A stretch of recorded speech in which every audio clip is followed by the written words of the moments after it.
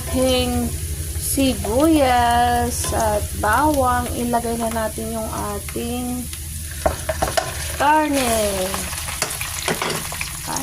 na pampalasa na marinate na yan.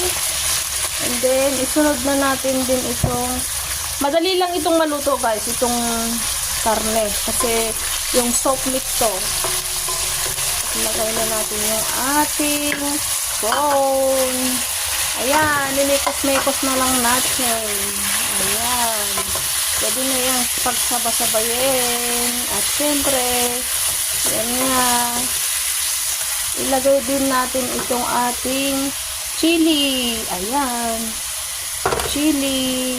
Pampalasa. Gusto kasi sila ng may chili.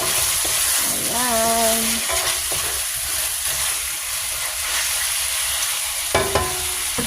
Ilagay din natin itong ating sauce. Ayan. Mabilis lang magluto ng noodles, lalo na yung yellow noodles.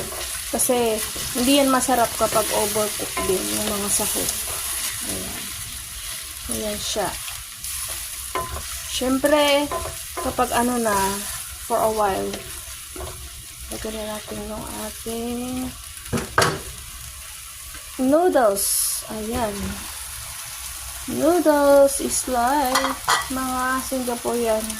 Hindi mawawala. Ayan siya. Nag-add ako ng tubig. Hindi ko na na-video yung paglagay ko ng tubig kasi syempre kailangan kong dalawang kamay ang gagamitin. So, yan. Wala akong taga-video. Yan, guys. O, diba? Yung ating yellow noodles.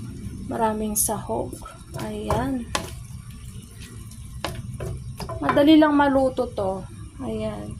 Tikman din natin yung lasa. Kung kulang, lagyan natin ito ng pampalasa na chicken seasoning powder.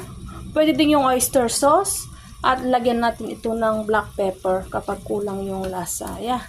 Ganyan lang siya. Ayan.